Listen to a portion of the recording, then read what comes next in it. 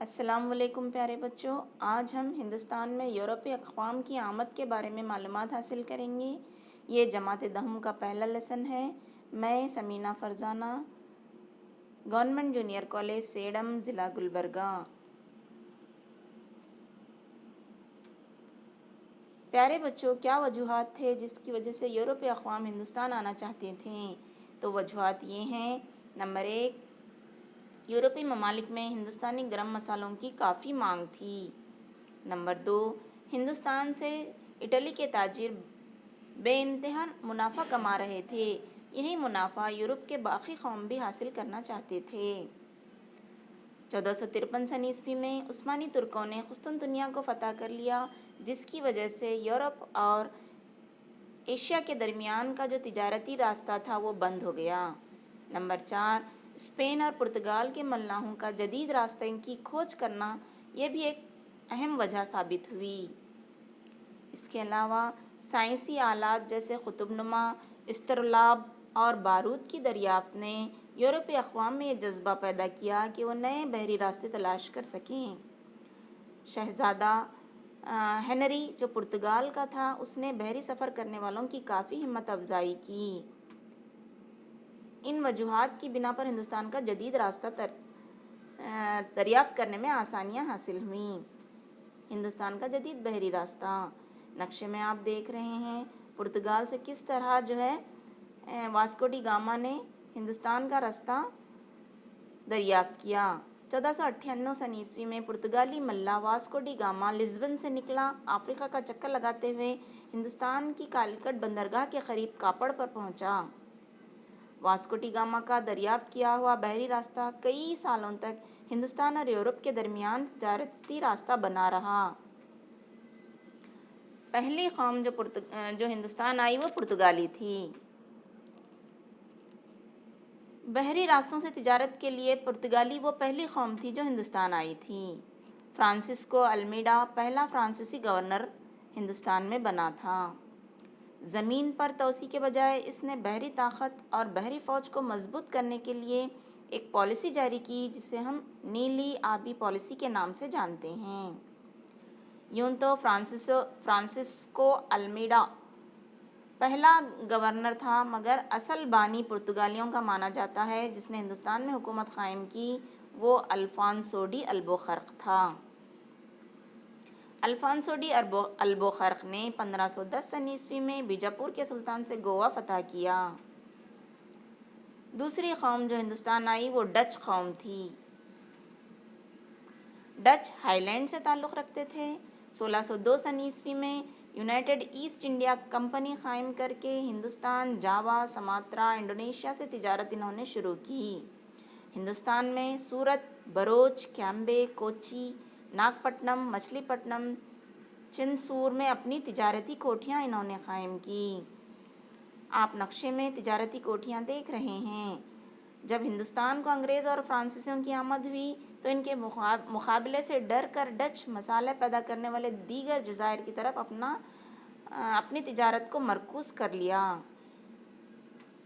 انگریز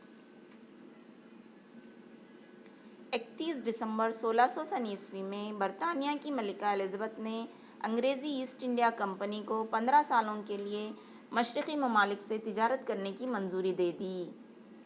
مغلیہ سلطنت کے شہنشاہ جہانگیر نے انگریزوں کو سورت میں فیکٹری قائم کرنے کی منظوری دے دی۔ 1617 میں برطانیہ کا سفیر سر تھامس راؤ جہانگیر کے دربار سے اجازت لے کر احمد آباد، بھروچ میں فیکٹری قائم کی۔ فیکٹری کا مطلب ہے تجارتی کوٹھیاں۔ 1639 میں انگریزوں نے چندرگیری کے مہاراجا سے مدراس میں زمین حاصل کر کے سینٹ جارج فورٹ نامی قلعہ تعمیر کیا۔ جب انگلینڈ کے شہزادے چارلس کی شادی پرتگالی شہزادی کیتھرین سے ہوئی تو انگریزوں کو بمبئی کا جزیرہ جہیز کے طور پر حاصل ہوا۔ بنگال کے گورنر سے ہگلی ندی کے کنارے پرستانوی، کالیکٹ اور گووندپور نامی 3 قریے خرید کر انگریزوں نے کلکتہ میں فورٹ ولیم نامی قلعہ تعمیر کیا جو آگے بھی ان کا پایہ تخت رہا۔ فرانسیسی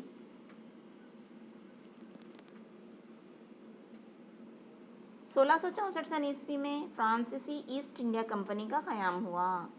1665 میں سورت میں انہوں نے اپنی پہلی تجارتی کوٹھی قائم کی۔ اس کے علاوہ چندرناگور، ماہے، قاسم بازار، بالاسور کو انہوں نے اپنے تجارتی مرکز بنا لیے۔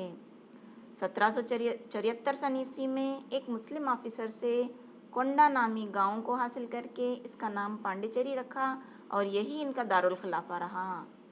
1764 میں ڈوپلے ہندوستان میں فرانسیسیوں کا گورنر جنرل بنا اور اس نے فرانسیسیوں کو اقتدار کو مضبوط کیا۔ انگریزوں اور فرانسیسیوں کے درمیان مقابلے اور تضاد۔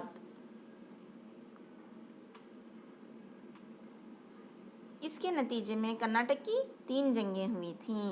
اس میں نمبر 1 ہے کرناٹک کی پہلی جنگ جو 1746 سے 1748 تک لڑی گئی۔ ڈوپلے کی درخواست پر فرانسیسی فوجی افسر لا بورڈینا نے مارچ سے ہندوستان آ کر انگریزوں کے قلعے مدراس پر قبضہ کر لیا۔ تب انگریزوں نے کرناٹک کے نواب انور الدین سے مدد طلب کی۔ انور الدین نے اپنی فوج انگریزوں کی مدد کے لیے مدراس بھیجی مگر شکست کھا گیا۔ اس کے بعد لا بورڈینا نے انگریزوں سے رشوت لے کر مدراس چھوڑ کر مارچ بھاگ گیا۔ ڈوپلے کو اس سے کافی غصہ آیا اور وہ مدراس حاصل کرنے کی کوشش کرنے لگا مگر ناکام ہوا۔ آخرکار ایکس لا چاپل معاہدے کے تحت جنگ کا خاتمہ ہوا۔ تو اس طرح پہلی کرناٹک کی جنگ کا خاتمہ معاہدہ ایکس لا چاپل کے تحت ہوتا ہے۔ کرناٹک کی دوسری جنگ جو لڑی گئی تھی 1749 سے 1754 تک۔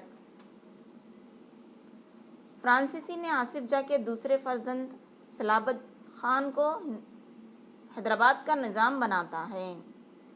اس کی حفاظت کے لیے بسی نامی سپہ سالار کو بھی نامزد کرتا ہے۔ پھر کرناٹک کے تخت پر بھی فرانسیسیوں نے چندا صاحب کو بٹھایا۔ رابرٹ کلائیو جو انگریز تھا اس نے کرناٹک کے پایہ تخت آرکاٹ پر حملہ کر کے چندا صاحب کو شکست دیا اور چندا صاحب کو قید کر کے بعد میں اسے قتل کر دیتا ہے۔ انگریز چندا صاحب کی جگہ انور الدین کے فرزند محمد علی کو کرناٹک کا نواب بناتے ہیں۔ کرناٹک کی دوسری جنگ کا خاتمہ پانڈیچری معاہدے پر ہوتا ہے۔ فرانسیسی ڈوپلے کو واپس بلا لیتے ہیں۔ اس جنگ سے فرانسیسیوں کی پستی شروع ہو جاتی ہے۔ کرناٹک کی تیسری جنگ جو لڑی گئی تھی 1756 سے 1763 تک۔ 1760 میں فرانسیسی کمانڈر کاؤنٹ ڈی لالی نے وانڈیواش کے قلعے کو بند کرنے کی کوشش کی۔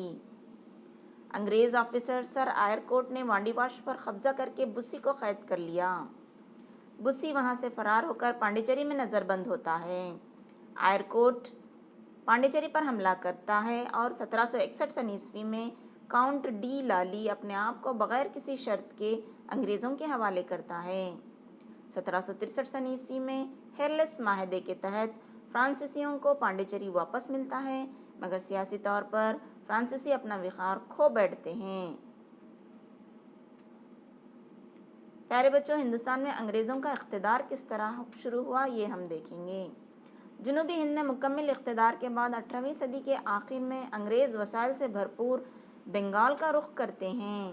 1717 میں مغل بادشاہ فراخ سیار نے انگریزوں کو بنگال میں تجارت کرنے کی اجازت دے دی اور اس اجازت کو ہم دستک کے نام سے جانتے ہیں۔ دستک کا غلط استعمال کر کے انگریز بے حد منافع حاصل کرنے لگے جس سے بنگال کے حکمرانوں کو کافی نقصان ہونے لگا۔ مرشد قلی خان اور علی وردی خان نے دستک کے غلط استعمال کی مخالفت کی تھی۔ اس کے نتیجے میں تاریخ میں 2 اہم جنگوں کا عروج ہوا۔ اس میں نمبر 1 ہے جنگ پلاسی جو لڑی گئی تھی 1757 میں۔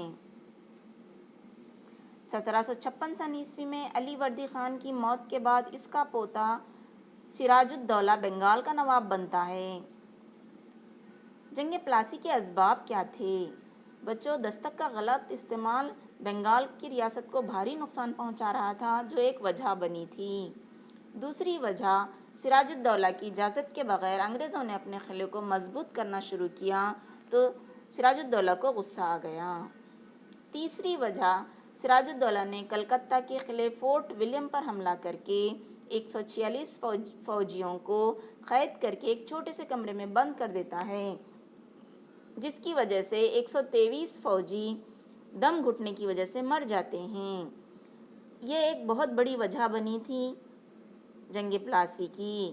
تاریخ میں اس حادثے کو سیاہ کوٹی المیہ بلیک ہول ٹریجڈی کے نام سے یاد کیا جاتا ہے۔ انگریز بنگال کے تاجر مانک چند اومی چند جگت سیٹھ کو پھر سراج الدولہ کے سپہ سالار میر جعفر کو لالچ دے کر اپنی طرف لے لیتے ہیں۔ آخرکار 23 جون 1757 کو پلاسی کے مقام پر سب مل کر نواب کو دھوکے سے شکست دے دیتے ہیں۔ جنگ کے نتائج۔ یہ جنگ